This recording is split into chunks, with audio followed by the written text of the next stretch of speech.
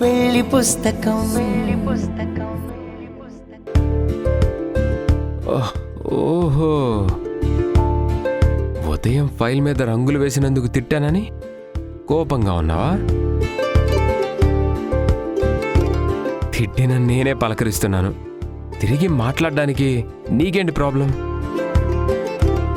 సరే మాట్లాడుకో, అలా ఎంతసేపు ఉంటావో నేను చూస్తాను. నువ్వు మాట్లాడాలంటే నేను సైలెంట్గానే ఉండాలి నందు. తప్పు చేసేది మీరే, ఆ తర్వాత సారీ చెప్పించుకునేది మీరే. మీ ఆడవాళ్ళు మామూలు వాళ్ళు కాదు, కారణ జన్ములు, కలహప్రియులు.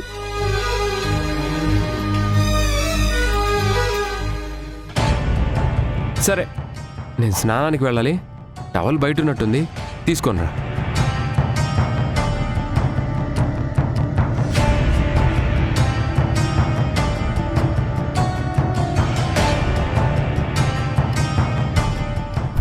నా మొగుడికి సరసాలు బాగానే ఎక్కువయ్యాయి. ఉదయం అంత గొడవైన తర్వాత ఇప్పుడు ప్రేమగా దగ్గరవ్వాలని టవల్ డ్రామా ఆడుతున్నాడు. సాక్షిని మరీ ఇంతగా ప్రేమిస్తుంటే నేను తట్టుకోలేకపోతున్నాను. సాక్షి ఇంట్లో లేదు కాబట్టి ప్రతి క్షణాన్ని నాకు అనుగుణంగా మార్చుకుంటాను.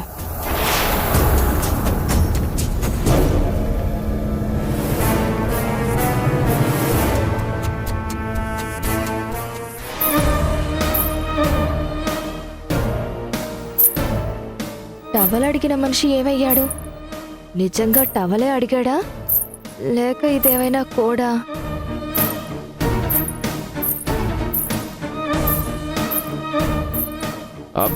సాక్షి, టవల్ ఇక్కడికి తీసుకొనిరా. వస్తున్నావా? ఏదో ఒకటి చెప్పు.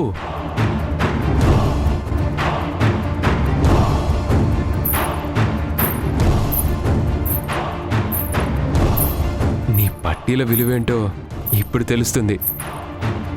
తొందరగా రా.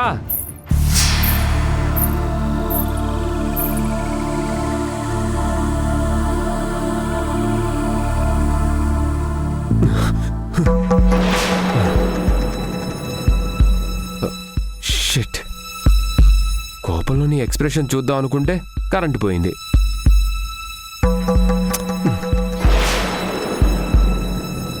ఏదో ఒకటి మాట్లాడు సాక్షి. నువ్వు ఇలా సైలెంట్గా ఉంటే నాకు నచ్చట్లేదు. నీకోసమే కదా అభి మీద కోపం తగ్గించుకున్నాను. నువ్వు మాత్రం నా మీద కోపం తగ్గించుకోవా? సాక్షి, ఆ ఫైల్ చాలా ఇంపార్టెంట్, అందుకే అంతగా కోపడాల్సి వచ్చింది. లేదంటే ఆ కారణంగా నేను ఎప్పుడైనా తిడతానా? సరే, సారీ చెప్తే మాట్లాడతావా? మాట్లాడవా? పోనీ ముద్దు పెట్టి సారీ చెప్తే ఓకేనా? అప్పుడైనా మాట్లాడతావా?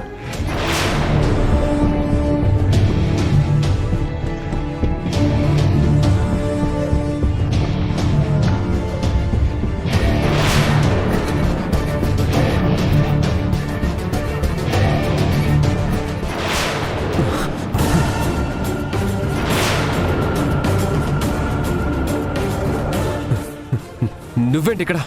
ఎందుకు వచ్చావు?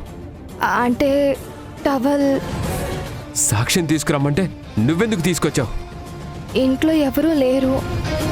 ఈ మాట ముందే ఎందుకు చెప్పలేదు? వచ్చినప్పటి నుంచి నేనేదో ఒకటి మాట్లాడుతుంటే నీ పాటికి నువ్వు సైలెంట్గా ఉంటే దాని అర్థం ఏంటి? సాక్షి చీర కట్టుకున్నప్పుడు నిన్ను ముట్టుకున్నందుకే చాలా అసహ్యపడ్డాను. అలాంటిది ఇప్పుడు నిన్ను చిచి, కొంచెం కూడా బుద్ధి జ్ఞానం లేదా నీకు? నీ మీద కోపాన్ని ఎంత కంట్రోల్ చేసుకున్నా నువ్వు చేసిన పనుల వల్ల తిట్టడం తప్పడం లేదు. చూడు, ఇంకొకసారి ఇలాంటి పిచ్చి పిచ్చి వేషాలు వేస్తే క్షమించేది లేదు. పో బయటికి, వెళ్ళు.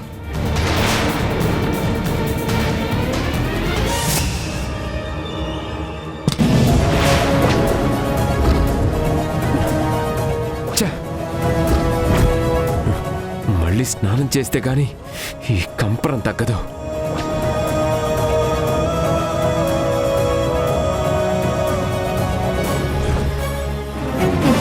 క్షమించకపోయినా పర్లేదు శ్రీవారు, మీరు నన్ను ప్రేమగా టచ్ చేశారు, అది చాలు.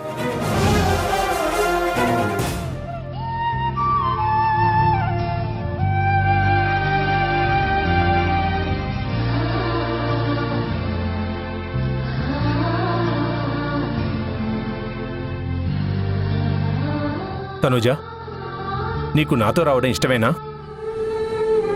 నిజం చెప్పు.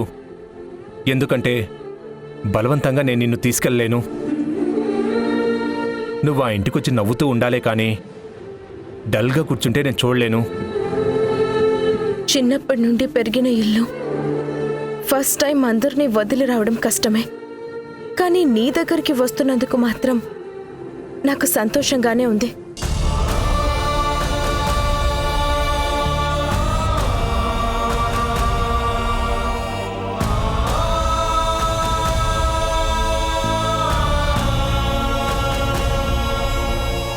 బాయ్ చెప్పడానికి వచ్చావా టెడ్డీ? మేమే కిందకు వచ్చేవాళ్ళం కదా. బాయ్ చెప్పడానికి కాదు బాబాయ్, మిమ్మల్ని వెళ్ళొద్దని చెప్పడానికి వచ్చాను. మీరు మేము అందరం కలిసి ఈ ఇంట్లోనే ఉండాలి. మనమంతా ఒకటే ఫ్యామిలీ అన్నారు కదా. అది కాదు టెడ్డీ, నేను ఈ ఇంట్లోనే ఉంటే నా పనులు చేసుకోవడానికి ఇబ్బందిగా ఉంది. మీరంతా నా ఫ్యామిలీ అనుకుంటున్నా నేను ఫ్రీగా మూవ్ అవ్వలేకపోతున్నాను. తనుజ, టెడ్డీతో నువ్వు మాట్లాడు, లేదంటే నేనేదో నిన్ను బలవంతంగా తీసుకెళ్తున్నాను అనుకుంటుంది. టెడ్డీ, పెళ్లికి ముందు నువ్వు ఏం చెప్పేదానివో మర్చిపోయావా? పిన్ని ఇక్కడే ఉంటుంది, మనం ఎప్పుడు కావాలంటే అప్పుడు వస్తుంది అన్నావు. ఇప్పుడు అదే నిజమైంది కదా? నిజమో అబద్ధమో, నువ్వు మాత్రం ఇక్కడే ఉండాలి. నాకు అలా ఉంటేనే ఇష్టం.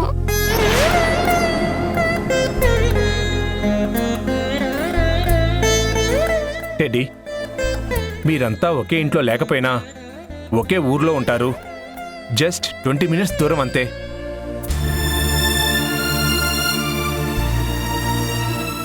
వెళ్దామా తను? వద్దు బాబాయ్, ప్లీజ్ నా మాట వినండి.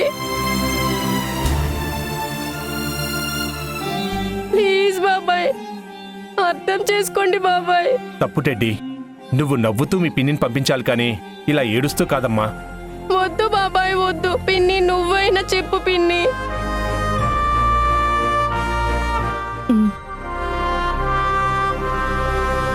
చందు, టెడ్డీ ఏడుస్తోందని కాదు గాని తనోజని పంపడం మాకు కూడా ఇష్టం లేదు.